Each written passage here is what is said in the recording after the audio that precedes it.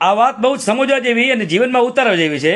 નાનકડી ઘટના છે, નાનકડી વાત છે, પણ સમજવા જેવી છે. વિડીયો પૂરો જોજો. બંને ભાઈ હોય છે, બે ભાઈ વચ્ચે કોઈ પણ કારણોસર ઝઘડો થઈ જાય છે અને બંને ભાઈ વચ્ચે ઝઘડાના લીધે એકબીજા પર કેસ થઈ જતું હોય છે. એટલે બંને ભાઈ ઉપર તારીખ આવે છે કોર્ટની.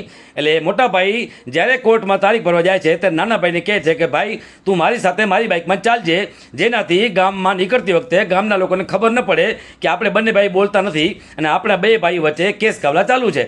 એટલે નાના ભાઈ કીધું કે કાંઈ વાંધો નહીં, હું તારી સાથે ચાલીશ, પરંતુ કેસ તો હું જ જીતીશ. એટલે મોટા ભાઈ પ્રેમથી કહે છે કે કાંઈ વાંધો નહીં મારા ભાઈ, ભલે તું કેસ જીતજે, પરંતુ ગામમાં આપણું ખરાબ ન લાગે ને એના માટે થઈ જાય ને તું મારી સાથે જ મારી બાઇકમાં ચાલજે. એટલે પછી બંને ભાઈ એ બાઇક ઉપર જાય. પછી તો દર વખતે જ્યારે પણ તારીખ આવે ત્યારે બંને એક જ બાઇકમાં જતા. એક વખત એવી ઘટના બની કે કોઈ પણ કારણોસર એ મોટા ભાઈ એ ઓફિસથી બહાર આવે છે. બહાર આવીને જુએ છે તો પગથિયાની બાજુમાં એના ભાઈની ચંપલ પડી હોય છે અને ત્યાં આગળ ખૂબ તડકો આવી ગયો છે. એ તડકામાં ચંપલ તપતા હોય છે. એટલે એ ચંપલને ઉપાડી અને મોટા ભાઈ નાના ભાઈના ચંપલને સાઈડમાં રાખી દે છે, છાંયડે રાખી દે છે. એટલે એ રાખીને પછી ઉપર ચાલ્યા જાય છે. થોડી વાર પછી કલાક બે કલાક પછી બંનેનું કામ પૂરું થાય છે અને બંને બહાર આવે છે. એટલે મોટા ભાઈ આવીને સામે ઓટલામાં બેસી જાય છે. એટલે નાના ભાઈ કાંઈક શોધવા લાગે છે. એટલે મોટા ભાઈએ પૂછ્યું કે ભાઈ તું શું શોધે છે ત્યાં? એટલે નાના ભાઈ કીધું કે ભાઈ હું મારા ચંપલ શોધું છું, હમણાં હું જ્યારે આવ્યો ત્યારે મેં અહીં જ મૂક્યા હતા પણ હવે મને મળતા નથી.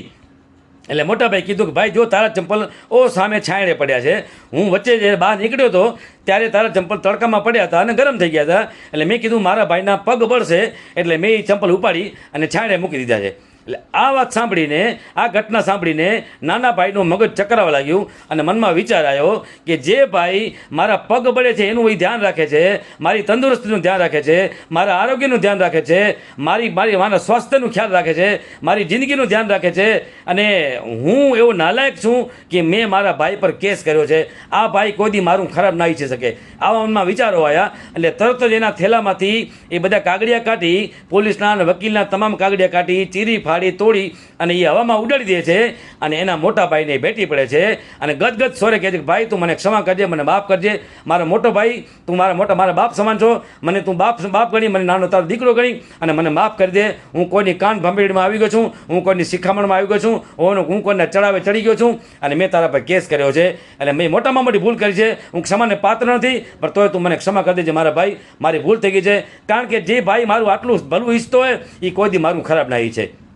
આવું કહી અને નાનો ભાઈના પગમાં પડી જાય છે. એટલે આ કહાનીથી એટલી આપણે શીખ મળે છે કે આપણા જીવનની અંદર પણ આવી વાસ્તવિક ઘટનાઓ બનતી હોય છે. એટલે આપણા ભાઈ પ્રત્યે આપણા કોઈ ખરાબ ભાવ હોય, કોઈ મન દુઃખ હોય, કોઈ સંબંધોમાં તિરાડ પડી ગઈ હોય તો એક વખત ખુલ્લા મનથી એના કે બસ ખુલાસો કરી લેવાનું, પણ ભાઈ પ્રત્યે ક્યારેક ખરાબ ભાવ નહીં સેવાનું. કારણ કે બાપનો દીકરો ભાઈ છે ને આપણું ખરાબ ક્યારે નહીં છે.